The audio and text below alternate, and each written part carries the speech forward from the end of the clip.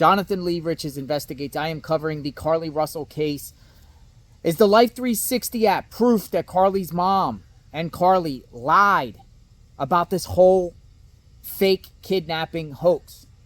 Her mom, Carlee's mom, talked to the media and was talking about Carlee's Life360 app and the location on where Carlee's phone was, and it really doesn't make sense at all to me. First, I want to play the clip of Carlee's mom. Check it out.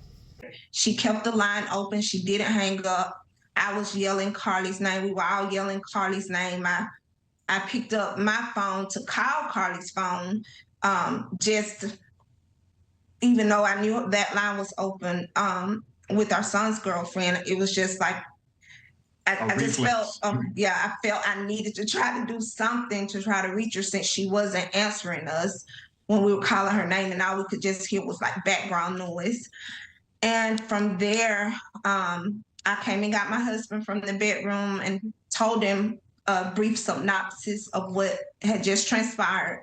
We needed to throw on some clothes and go to her location. We do share our location through Life360. And so it was pinging that she was at a particular street. However, when we got there, we did not see her car.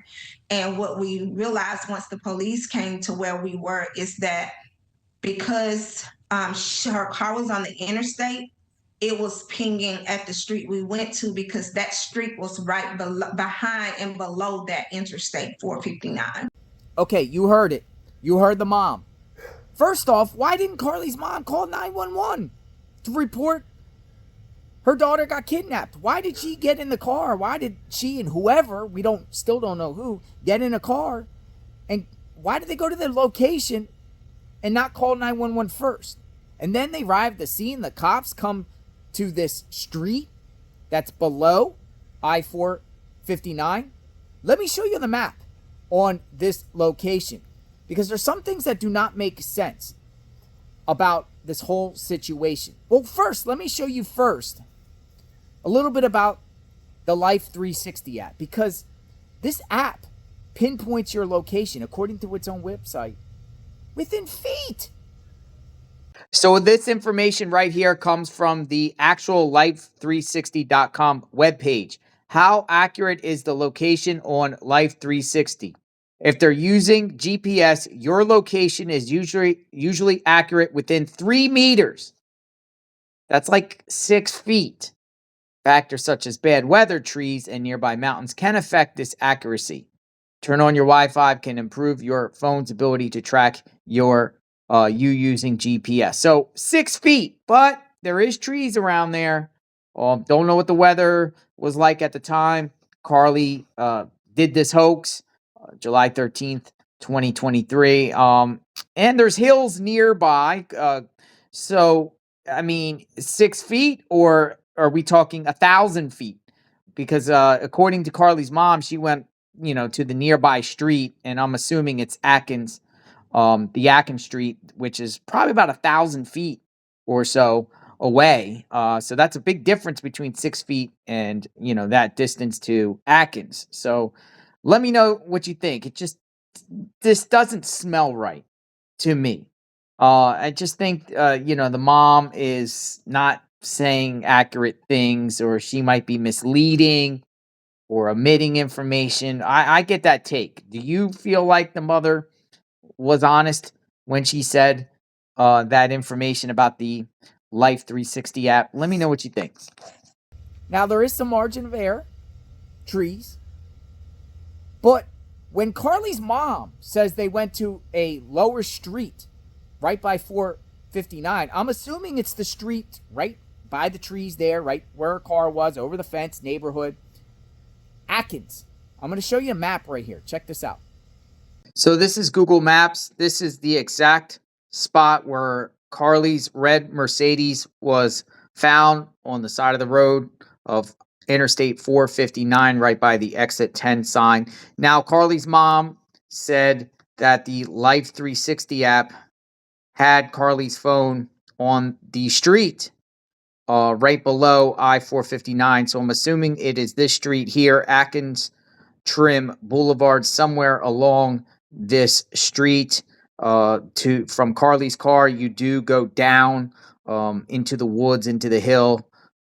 You would have to go over a fence and through some homes here to get to Atkins Trim Boulevard. The thing is, Atkins Trim Boulevard here is probably at least 1,000 feet away from where her car was found. It's not like it's right there. I mean, it's a little bit of distance here. Even though it seems close, it's not that close. So I don't know what Carlee's mom's talking about, but it seems fishy to me. Does it seem fishy to you? Let me know what you think. So that wasn't within feet of the vehicle. I mean, we're talking probably about 1,000 feet. Some say 300, some say 500. I'd say probably close to 1,000 feet away. It's far. So how was her phone over there? It doesn't make sense. Check out this online user talking about the LIFE360. So this online user said, "We have LIFE360 and it is pinpoint accurate. We mess with each other and randomly check the app and say stuff like, what are you getting at the store? In a neighborhood with houses close together, it shows the exact house you're in.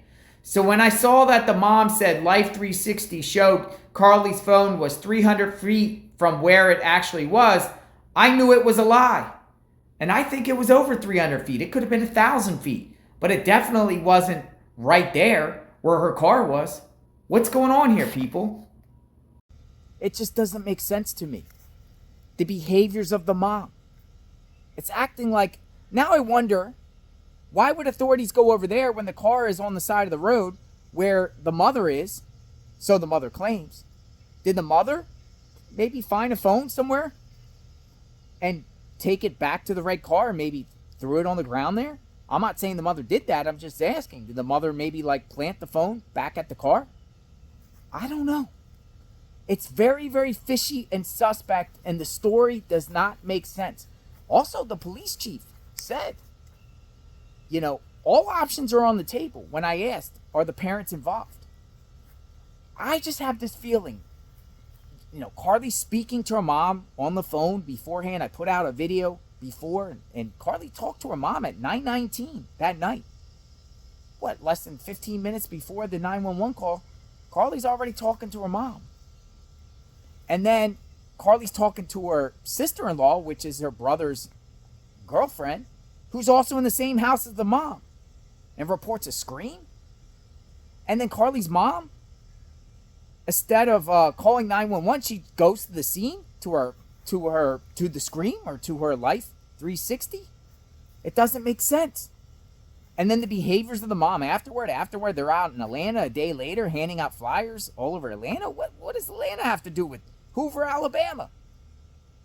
It's like 2 hours away. The whole case stinks. Something doesn't smell right. It doesn't pass the smell test to me. Do you? Can you explain anything that I said? Because I sure can't. And I'm sure authorities are dumbfounded too.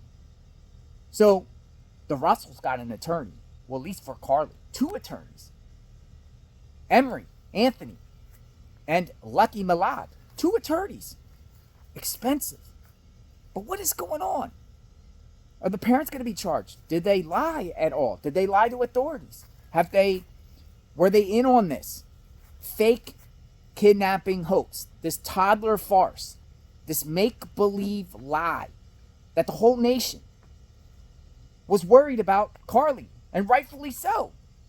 We all cared about Carlee. We all still care about Carlee. But we want an understanding of what happened and accountability, because people used a lot of resources, time. I made some videos while she was, what I thought was legit, she was missing, saying, hey, where is this girl? Public awareness, just like a lot of you out there. A lot of online creators made videos. It's like a waste of time. Now we want some answers. Hopefully the parents will speak, but they're not speaking. They asked for privacy after the fact. But they didn't ask for privacy when they wanted everyone to help. What's going on? Subscribe to my channel, hit the notification button. Let me know what you think about the Life360 app. I am covering this case extensively, and check out my Carlee Russell playlist. We will talk soon. Stay tuned.